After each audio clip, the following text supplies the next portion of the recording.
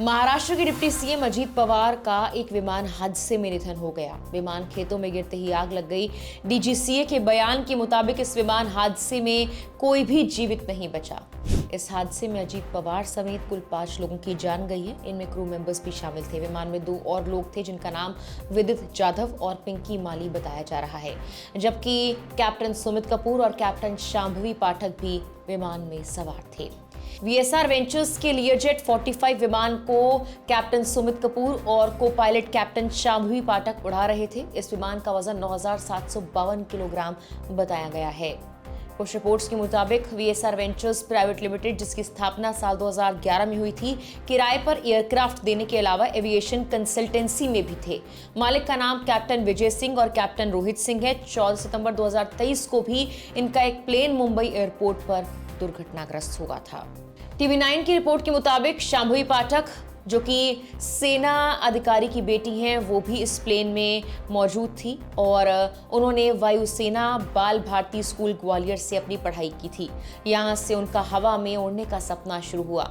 2018 में इंटर करने के बाद शांभवी ने मुंबई यूनिवर्सिटी में एडमिशन लिया। यहाँ से एरोनॉटिक्स, एविएशन, एरोस्पेस विज्ञान और प्रौद्योगिकी में BSc की डिग्री हासिल की। फिर न्यूजीलैंड इंटरनेशनल कमर्शियल पायलट अकादमी में दाखिला लिया। न्यूजीलैंड इंटरनेशनल कमर्शियल पायलट अकादमी में कठोर व्यावसायिक प्रशिक्षण प्राप्त किया।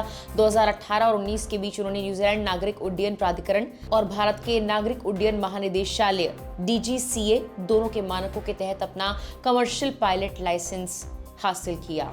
शांभवी पाठक ने मुंबई विश्वविद्यालय से वैमानिकी, विमानन और अंतरिक्ष विज्ञान और प्रौद्योगिकी में स्नातक की उपाधि प्राप्त कर अपनी योग्यता को और बढ़ाया। रिपोर्ट्स कहती हैं कि उन्होंने 2022 में इसे पूरा किया और खुद पायलट बनने के अलावा शांभवी पाठक भावी पीढ़ी के पायलटों को ट्रेनिंग देने के लिए भी समर्पित थी। उन्होंने मध्य प्रदेश फ्लाइंग क्लब में सहायक उड़ान प्रशिक्षक के रूप में कार्य किया और उनके पास उड़ान प्रशिक्षक रेटिंग A थी।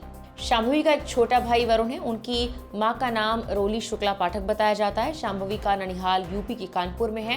हालांकि शांभवी का परिवार अभी दिल्ली में रहता है। इंडिया टुडे की एक रिपोर्ट कहती है कि कैप्टन सुमित कपूर भी इस उड़ान में पायलट इन कमांड की भूमिका में थे। टेक ऑफ और लैंडिंग के दौरान फ्लाइट क्रू की जिम्मेदारी उन्हीं के पास थी। वीएसआर एविएशन के वरिष्ठ अधिकारी VK सिंह ने इंडिया टुडे से बात करते हुए कहा कि दोनों पायलट दिल्ली में तैनात थे और उनके पास उड़ान का लंबा और अच्छा अनुभव था। कैप्टन सुमित कपूर अकेले ही 16,000 घंटे से ज्यादा उड़ान भर चुके थे।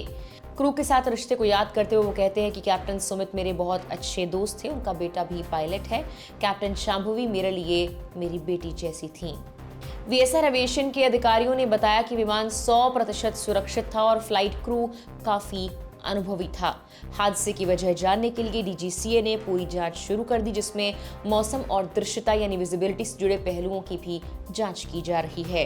66 साल के अजीत पवार इस हादसे के वक्त स्थानीय निकाय चुनावों से पहले राजनीतिक बैठकों में शामिल होने जा रहे थे। इस दुर्घटना के बाद से प्रशासन और आम लोग शोक में डूबे हुए हैं और इसे हाल के सालों में महाराष्ट्र के सबसे बड़े विमान हादसों में से एक माना जा रहा है। CNN की एक रिपोर्ट के मुताबिक DGCA की शुरुआती जानकारी ये भी कहती है कि हादसे के वक्त पुणे बारामती इलाके में विजिबिलिटी कम थी। इससे बारामती एयर स्ट्रिप पर लैंडिंग करना काफी मुश्किल हो गया। बारामती एयर स्ट्रिप पर ILS यानी इंस्ट्रूमेंट लैंडिंग सिस्टम नहीं है, इसीलिए पायलट को रनवे से मिलान कर ही मैनुअल और आंखों से देखकर ही विमान उतारना पड़ता है।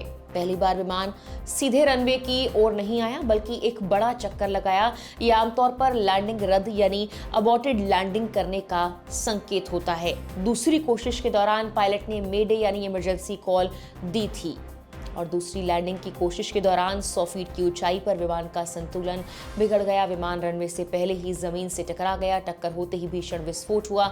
इसके बाद कई छोटे धमाके हुए, जिससे तुरंत राहत और बचाव कार्य में दिक्कत आई और विमान में सवार सभी लोगों की मौत हो गई। फिलहाल के लिए इस वीडियो में इतना ही।